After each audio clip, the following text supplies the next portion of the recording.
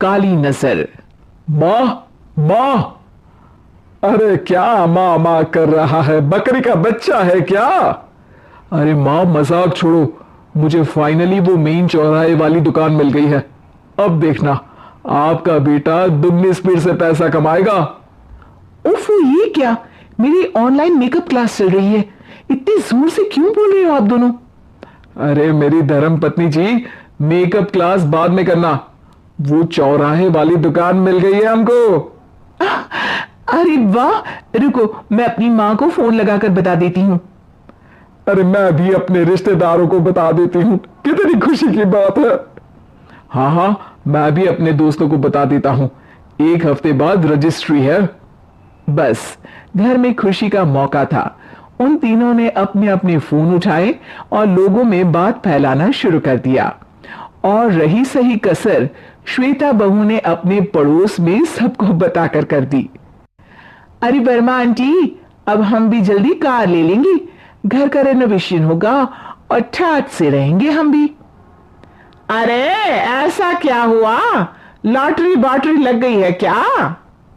अरे इस बार चौराहे वाली मॉल में हमको भी दुकान मिल गई है, दुकान नंबर 21, जो एकदम चौराहे पर है। अब ग्राहक बढ़ेंगे तो आमदनी भी बढ़ेगी ना। अरे वाह, कितनी खुशी की बात है। मैं बहुत खुश हूं तुम्हें इतना खुश देख के। बाकी एक बात कहूं, सबको मत बताते फिरना, किसी की नजर लग जाएगी तो खुशी की खबर वापस लौट जाएगी। हैं? ऐसे थोड़ी ना होता है, अब डरा रही हूं। अरे सही कह रही हूं, काली नजर कहते हैं इस चीज को, जब आप किसी को कुछ बताओ और वो काम बिगड़ जाए। अरे लेकिन मैं तो। तुमने सबको बता दिया ना? हाँ, फोन लगा लगा के। अब बच के रहना, काली नजर बड़ी खतरनाक होती है। श्वेता इतनी खुश रहती है कि वो वर्मा आंटी की बात पर ध्यान ही नहीं देती, जबकि पड़ोस में और भी लोगों से खुशी की खबर शेयर करती रहती है। अगले दिन राजेश बहुत दुखी होकर घर आता है। अरे बेटा, क्या हुआ? मुंह क्यों सूजा हुआ है? मधुमक्खी ने काट लिया क्या? माँ, वो दुकान किसी और के पास चली गई, किसी ने ज्यादा भाव लगा दिया। अरे पर बात तो आपसे हुई थी ना उस दुकान वाले की? हाँ, आज मैं टोकन अमाउंट देने गया था, तब मुझे पता चला, कोई आकर सुबह मुझसे पहले ही ज्यादा अमाउंट दे गया। काली नजर। क्या हुआ? क्या कहा? वर्मा आंटी ने समझाया था कि किसी को बताना मत, वरना काली नजर लग जाएगी। अच्छा, तुम्हें उनकी बात मान लेनी चाहिए थी। उनकी बात मान लेती, लेकिन उसके पहले ही सबको बता चुके थे ना हम तीनों। अरे अगली बार से ध्यान रखेंगे, कोई भी नई चीज होगी तो किसी को नहीं बताएंगे। तीनों कुछ दिन ऐसे ही रहते हैं, पर एक दिन श्वेता को एक मेल आता है। राजेश, मेरा ऑनलाइन मेकअप कोर्स कंप्लीट हो गया, अब मैं खुद का पार्लर खोल सकती हूँ। अरे वाह, अपने मोहल्ले में ही खोलते हैं? ये जो घर के सामने दुकान है ना, वहीं? हाँ, यहां सस्ती भी मिल जाएगी। अगले दिन श्वेता वर्मा आंटी के पास जाती है मिठाई का डब्बा लेकर। अरे आओ आओ, कैसे आना हुआ? जोर से नहीं बोलूंगी, वो सामने वाली दुकान है ना, वहां मैं अपनी पार्लर की दुकान खोलने वाली हूं, उसकी मिठाई है। अरे वाह, बहुत बधाई हो तुमको। हाँ, मैं कमाने लगूंगी तो राजेश पर पूरे घर का बोझ नहीं रहेगा ना आंटी जी। ये तो है, पर ये बता कि तूने ये बात किसी और को तो नहीं बताई ना? अरे नहीं नहीं, पिछली बार गलती कर दी थी, काली नजर लगी किसी की और राजेश के हाथ से वो दुकान चली गई थी। सबको मत बताना।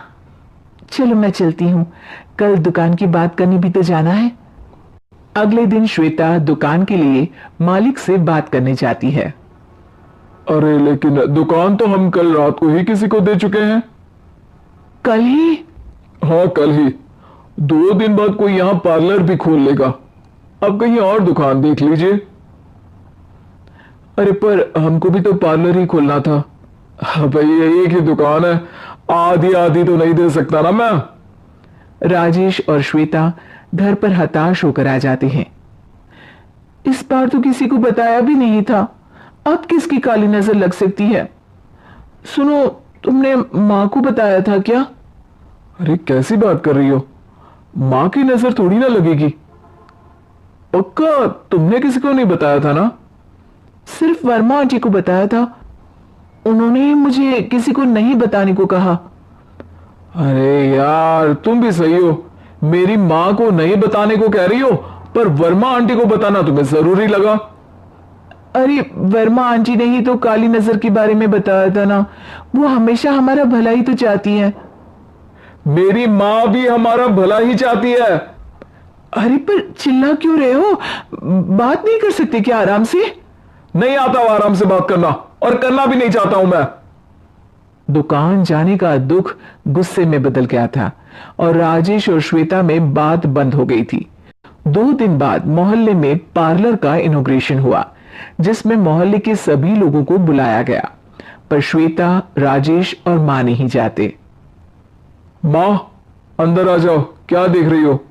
अरे नया पार्लर देख रही हूं अपने आंगन से। देखो, मां को दूसरे का सुख देखने में कितना मजा आ रहा है, मेरा दुख नहीं दिख रहा इन्हें। यहां मेरा पार्लर भी तो हो सकता था। अरे चुप रहो यार, हर बात में लड़ाई क्यों ढूंढ रही हो? राजेश और श्वेता फिर बहस करने लगते थे। तभी मां ने दोनों को बाहर बुलाया। अरे जरा देखो तो, दुकान चलाने वाले का बोर्ड पर नाम क्या लिखा है? श्रुति वर्मा। गाड़ी निकाल बेटा, हमें कहीं जाना है। काली नजर का इलाज कराने? राजेश अपनी बाइक निकालता है। तीनों ट्रिपलिंग कर रहे हैं। मां राजेश को उस मॉल वाली दुकान पर लेकर जाती है जहां राजेश अपनी दुकान खोलने वाला था। यही दुकान लेना चाहता था ना तू? हाँ, पर इनको भी दुखी करने लेकर आई हो क्या यहां पर दुकान दिखाकर? वह काफी नहीं था? अरे श्वेता थोड़ा सब्र रख, अभी पता चलेगा कि हम यहां क्यों आए हैं। बता, इस दुकान चलाने वाले का नाम क्या है? अनुपम वर्मा। कुछ समझ में आया? वो दुकान वाली श्रुति वर्मा, ये दुकान वाला अनुपम वर्मा, और हमारे पड़ोस में हमने उस दुकानों के बारे में बताया किसको था? वर्मा आंटी को। मतलब वर्मा आंटी ही हमारा काम बिगाड़ रही है? नहीं नहीं, ऐसा नहीं हो सकता, ये बस इत्तेफाक है। राजेश अपना फोन निकालता है और श्रुति वर्मा और अनुपम वर्मा के नाम फेसबुक पर सर्च करता है, जहां ये दोनों ही वर्मा आंटी के रिश्तेदार होते हैं। श्वेता को समझ में आ जाता है कि वर्मा आंटी की ही नजर खाली नजर है। अब क्या करना है? कोई भी खुशी की खबर हो तो काली नजर से बचना है, यानी वर्मा आंटी से बचना है। अरे पर मुझे यह समझ में नहीं आया कि वो हमारे साथ ऐसा क्यों करेंगी। अरे बेटा, एक सीख है, दूर के आदमी को आपकी तरक्की से कम परेशानी होगी, पड़ोसी को ज्यादा। दोनों मां की बात में हामी भरते हैं और अगला काम चुपचाप करने की कसम खाते हैं, ताकि आगे से वर्मा आंटी कोई काम ना बिगाड़।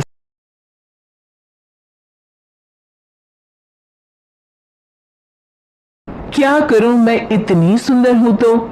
श्रीवास्तव मौसी का जब बेटा हुआ था, उन्होंने तभी ठान लिया था कि अपने बेटे के लिए सबसे सुंदर लड़की का हाथ मांग कर लाएंगी। श्रीवास्तव मौसी को भी बचपन से हीरोइन बन के रहने का बड़ा शौक था, तो बहू भी उनको हीरोइन जैसी ही चाहिए थी। एक दिन उन्होंने मिस गाजियाबाद डिंपल से उसकी शादी करवा दी। यहाँ बस एक ही दिक्कत थी, डिंपल को फेस मास्क बनाना तो आता था, पर आटा गूंथना नहीं आता था। बातें तो पक्की पक्की करती थी, पर रोटियां कच्ची पक्की बनाती थी। कमला बहन, मानना पड़ेगा, आप शहर की सबसे सुंदर लड़की को ब्याह कर ले आई है अपने बेटे के लिए। अब इसमें हमने तो कुछ नहीं किया भाई साहब, सब ऊपर वाले की कृपा है। जी जी, तो क्या क्या कर लेती है आपकी बहू? सब कुछ। जाओ बेटा डिम्पल, शर्मा जी के लिए थोड़ा नाश्ता पानी बना लाओ।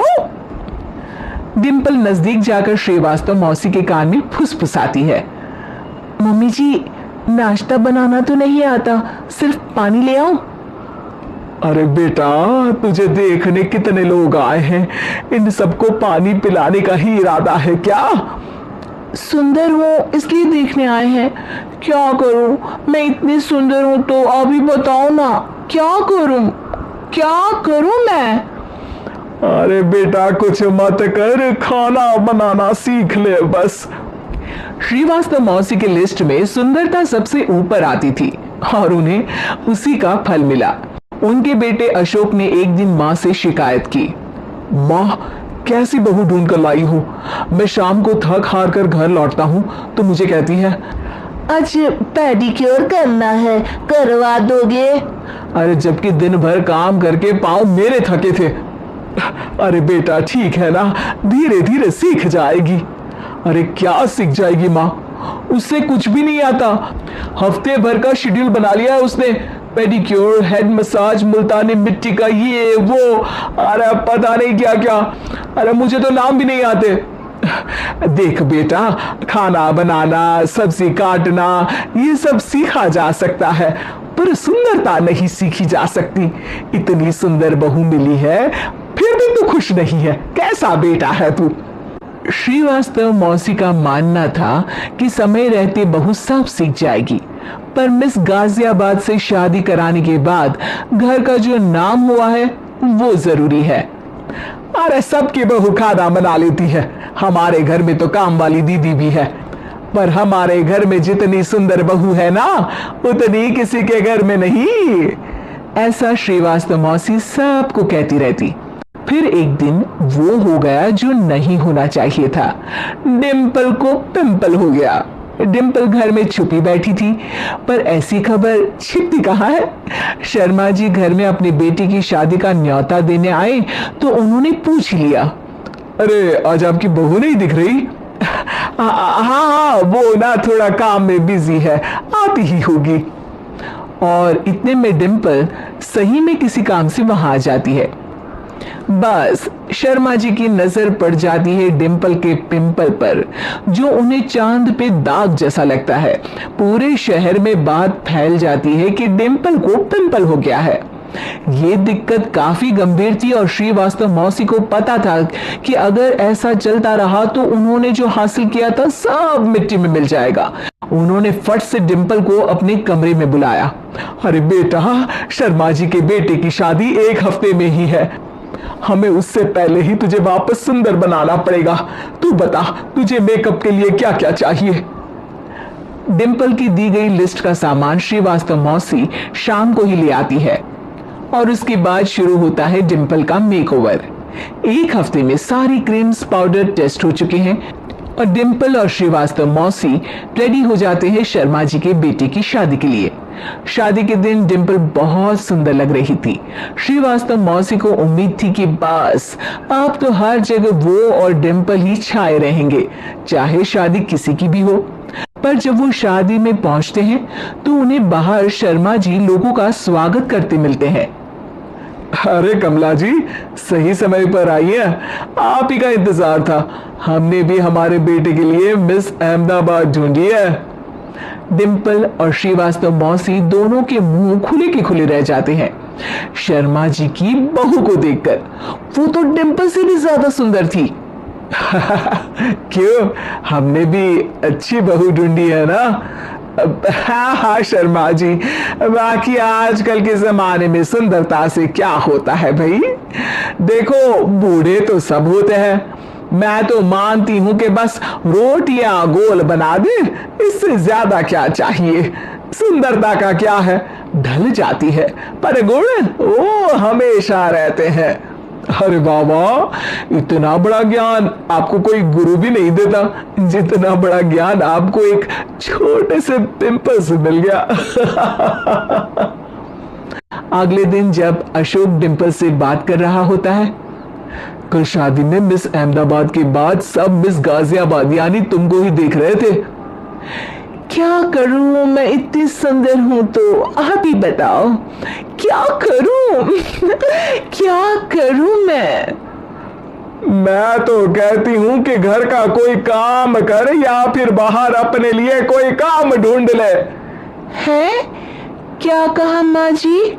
हाँ जी, सुंदरता का क्या है, कल तूने मिस अहमदाबाद से मात खाई, आगे कोई मिस हैदराबाद आ जाएगी या मिस फैजाबाद आ जाएगी, इसलिए काम पर ध्यान दो। हाँ। और कुछ महीनों बाद, अरे बहू, काम करने के बाद तू सुंदर नहीं, अति सुंदर हो गई है।